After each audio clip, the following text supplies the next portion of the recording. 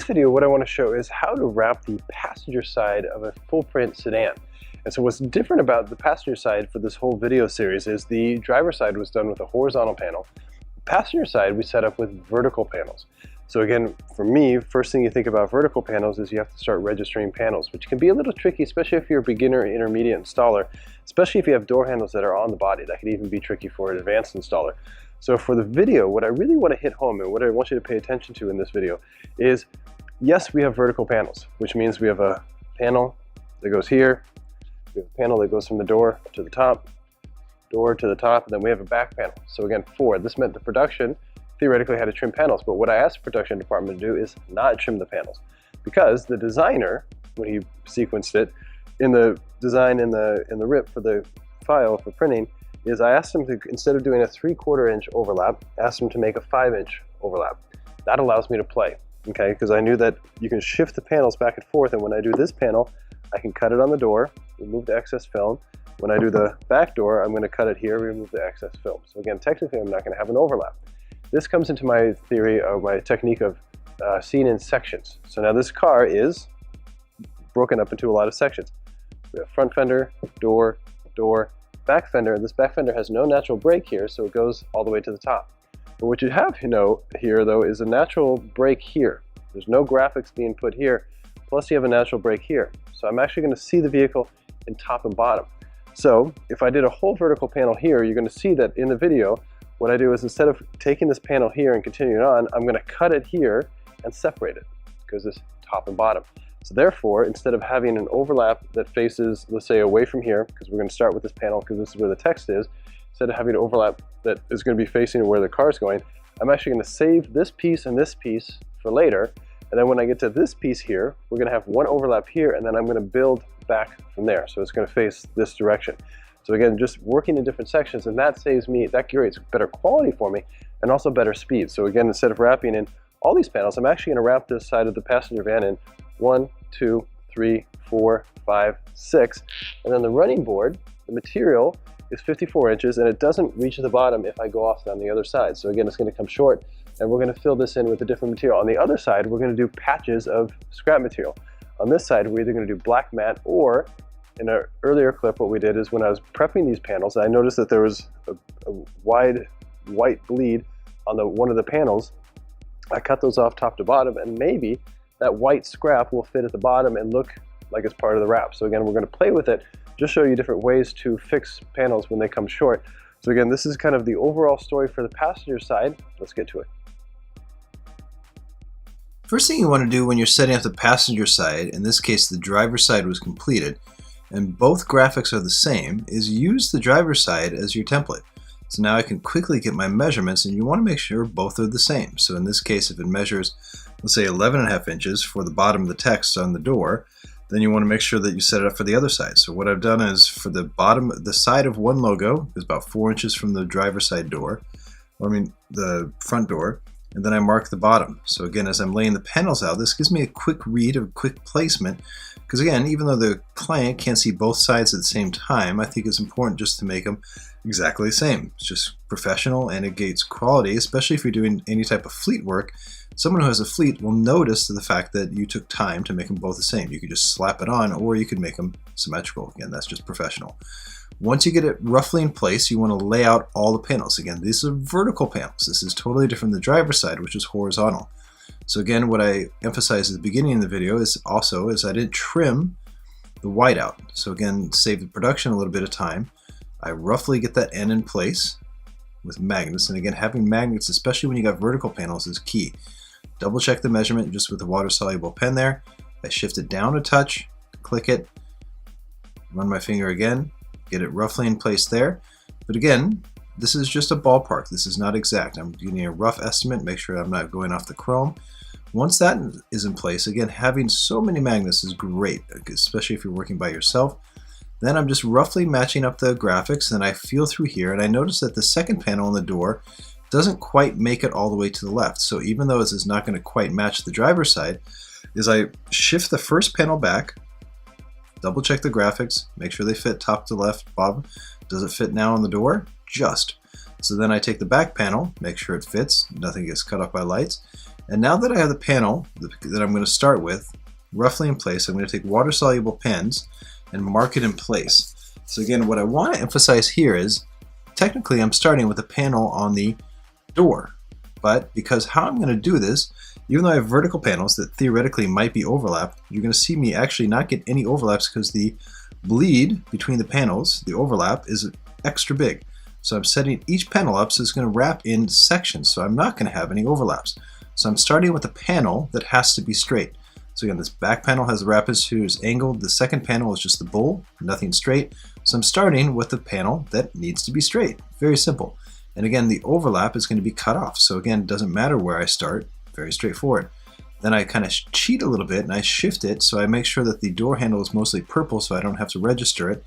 So again, I'm close to the driver's side. Then I do an inlay. Then, once I do the inlay, I'm going to masking tape it. Again, there's a video on this series about how to do inlay. So again, don't panic. You will see that, so just pay attention to that video. Once I get it done, the inlay, masking tape it. I masking tape the chrome at the top of the molding there. Line everything up to those water-soluble pens. I can't say enough about those water-soluble pens and creating speed and quality.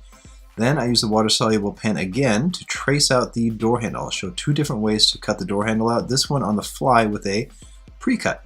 So I love this pre-cut. I do an enclosed shape. Never do a line or a T. That's always dangerous because it might split. Then I do my temporary hinge. Again, 4 magnets are great for that.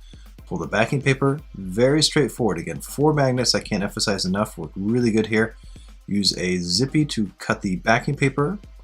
Pull and focus just around the door handle first. Again, the door handle's the hardest part. Once you get around this door handle, the whole door is flat. Don't work to the handle, work from the handle. So once I get it kind of set up and secure, I want to create the permanent hinge. And again, with around any raised object, you want to start it above the raised object and work down. Then I just tuck it into the base of the molding there, but notice I'm not going to cut it out first. If I need to pick it up by chance, I will. So only cut at the very end. Can't emphasize that enough. Kind of round the angle at the top there, and then want to use a triangle to get around the raised object. So I'm going to pull and squeegee to the left, pull and squeegee to the right, and that'll keep it from bunching up behind the handle at the base there. So then I just notice how not only do I pull away, I squeegee away, and that shifts the tension enough right there so that it scoops with glass. Very critical. And now that it's around the door handle, look how I can kind of kick up the speed gear and really just work left to right and just get it on, because it's basically just a very flat door there with this mild recessed area at the bottom. Then I come back and I want to set everything up for cutting, because now that the material is squeegeed on, I want to cut. So again, don't kind of cut intermediately. I want to cut in one movement. So I click my blade, everything's set up, and then I set up the door handle here. So again, door handle is all about tuck and cut. Lots of videos on this on the Wrap Institute. Notice I'm cutting on the side of the door handle, and that creates about 1/8 of an inch or 2 or 3 millimeters of film. Cut the excess away. That masking tape is critical. I do the corners first, then the flat area. Notice I get the full tuck under, no wrinkles, super clean and mean. So again, great technique there of using the tuck and cut method combined with the empty solid to cut out the inlays. And again, videos on that later on in this series. And then I want to cut again, so I just click off my blade so it's super sharp. And notice here, I start with the molding, cut down on the side in between the doors. So again, just cutting on the empty side there, cut at the bottom of the door. Again, start the corners, work away from the corners, then work down from the top down. So I do it all 4 sides, 4 movements only. Very, very steady, efficient, and it gets 100% of the cuts. Then I pull all the excess film away in 1 movement. So again, 4 movements, 1 pull, done. Leave the material there for later so I can just throw it all right in the trash. And then I come back with my heat gun and seal the edges. Again, no heat used at all to put the material on the body, just using heat now to seal. That just means that I didn't overstretch the film at all. Remove the masking tape. Now add new masking tape to the passenger door, the back door. So again, very straightforward here. Now I want to register it. Again, this is a big question that gets asked in workshops a lot too, is I'm going to do what's called a triple hinge. I set the bottom up, set the top up with magnets, get it roughly in position here.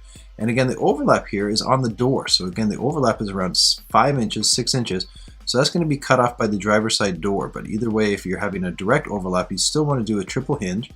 Here, I set up a magnet, do my water-soluble pen marks in case it shifts or moves. Easy placement there. And then what I want to do is I want to release the backing paper, but instead of working starting off top to bottom now, I'm going to start off where the hinge is, because again, I have the door handle on the body. So again, it makes it a little trickier. So what I'm going to do is I'm going to match the water-soluble marks up. So again, I just kind of pick it up and down. Again, I don't really worry about it here. I just getting perfect. I just want to get it close. So what I do is I pull it down with glass, even though there's wrinkles in the middle. And then what I want to do, because I want to create a relief cut around the door handle, I set up my magnets and I match the water-soluble pens. So I know that the panel is straight and set up. So I get close, then I pick it back up and I work towards the registration again. So now that I'm close on the left, I come back and now I'm going to make the registration exact. So I pick it up, tack it, and again, look at, I just led this real time. Look how many times I pick it up and just make mild adjustments till I get pixel to pixel. Once I get it pixel to pixel, I lock it in place, and again, not quite there. Now I have it, now I lock it. So I lock it with my thumb or squeegee, and then I want to pick up the bottom and set the bottom. So notice how I'm pulling away with glass with my free hand. I tack it up so it's exact match there at the bottom, but it's glass to the left as well because the magnets were there. And then I pull the backing paper off, create glass one more time. Again, matching the water-soluble pen marks to each other. So again, this is going to stay nice and uniform, left to right, top to bottom. Then I pull with glass towards the bottom. I pull down, straight down, make sure the registration tacks up again. My biggest priority is registration. The rest of the panel will fall into like a puzzle piece right there. And here at the top, I just create glass. Now that I have glass, I'm going to set up my permanent hinge. Very important to set up that permanent hinge. Here I made a relief cut on the fly. Then I'm going to pull towards the left to create glass, and here I'm going to pull to the right. But as I pull to the right, notice I'm not going to really squeegee around the handle. I'm going to kind of focus on the registration again. So again, I have all this space to kind of make mild adjustments to the panel so that it registers. So again, I'm focused on the handle, so I lock it in here, right there. So the handle's locked, but instead of squeegeeing away there, I want to keep all that material there loose so I can make any minor adjustments to make sure I can kind of pull it up and use those triangle shapes to make everything match up. Now that it matches up there and it's matched up to the top and there's glass in between the two marks, I squeegee and lock the registration area in. But notice I'm not going to squeegee on the door because I'm cutting that excess material off. Then, because I have glass, I simply just overlap my strokes and work down, and all the air is going out towards the wheel well area. So again, just nice and straightforward, it bridges that gap. Here, because it's a 54-inch panel, it doesn't quite reach the bottom of the rocker, so I run knifeless tape there. So this is just kind of an extension of where the bottom of the door ends, and it's going to come out, and you'll see how to finish that in another video on the Wrap Institute. So I just pull that excess film away, cut the bottom, nice, clean, and mean. Same setup as before. Here, I want to show a different approach. If you didn't start off with knifeless tape, what I'm going to do is I'm going to pull the excess film away, and again, I got a lot of overlap coming from the next panel, which is at the back. And what I'm going to do is I'm going to pull it away, and I'm going to cut the material away, not just in a straight random line, but I'm using the print. So I notice here I got a nice break between a light red and a dark red, and I'm going to use that as an overlap. So I'm cutting about 1/4 inch away from the edge of the light red, and so that's going to hide my overlap from the next piece. And I'm cutting on backing paper there that I'm holding on with magnets, so see how easy it slides out, so it buffers my blade. So I'm not cutting directly on the body, I'm cutting on backing paper. And you could either use knifeless tape, or in this case I'm using trim line tape, where now I'm matching up the edge of the white, the light, and the dark red. So here, again, saving the production department time, I don't need them to cut this trim off for me because I have such a wide overlap, I can cut it off on the fly. And more importantly, I'm actually going to cut it one more time. So I roughly match it up, but that door handle is in my way. Instead of letting it stay in my way, I'm going to cut the excess material off, give myself about 1 inch between on the side of the door, and that just makes it easier to register. For the extension of the bowl there, what I do is I find out where the back of the bumper meets the fender, and here I'm going to cut. I'm cutting on the backing paper, and if you don't feel comfortable cutting on the backing paper directly on the body, you can move this to a cutting table here, but here I know exactly where the bumper and the fender ends there. Right where I pull it up to where it's going to end, because I have a very good idea there, I'm going to cut the excess film of 45 degrees away from the fender side. So I'm going to get definitely full coverage there, and you'll see how this fits later. So now this is basically the back of the bowl is going to be an overlay piece on the green bumper. So I wrap the bumper first, can't emphasize that enough. And now for this back section here, because there's nothing to make straight really, is I'm still going to use the triple hinge, but I've took the entire backing paper off, and I'm going to pick it up and I'm going to register this point top here, pull it around with glass at the bottom, register the line there, and then pull straight across with glass. So again, with glass. So here I did the triple hinge, 2 hinges on the right, and then I pulled straight across there. So that's almost like a small triangle shape. Here I'm going to pick up and away and pull nice and even. Nothing to register at the top, so I can just pull it wherever I want. Random image at the top. I'm not connecting with the roof there. Here I'm going to cut, again, separate around the light there, and watch. I just use that triangle shape to pull with glass, so I neutralize the corner there. And again, if I don't make that cut by the light, that relief cut, it really pops up there. And then I pull with a triangle on the bottom side of the light, nice and even. So once I pull it there, again, that relief cut is key. Look how easily I can squeegee the material on, especially in this back section here. Again, I made that precise cut on the back of the bull there, so look how easily it just kind of lays over the back bumper there, green, and you wouldn't even notice that this is an overlay. You thought maybe this is just part of the print when it's done. I'm telling you, it looks really, really good, nice and clean. So either way you want to set this up, again, this overlay piece just super clean and symmetrical, looks great. And then here you just want to cut everything out.